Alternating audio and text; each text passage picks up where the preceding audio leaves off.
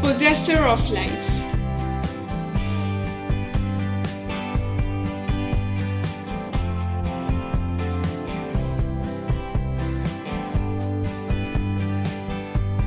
They walk upon it, they talk upon it, they see upon it, they feel upon it. It is who?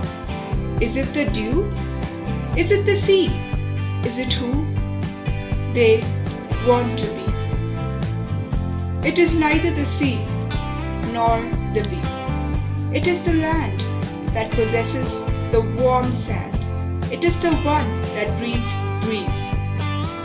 The one you can never see, the tsunami that walks upon it, the breeze that talks upon it, the flowers that see upon it, the rain that is felt upon it, seen the sun that sets into the sea, the person that sits beside it, sipping the tea.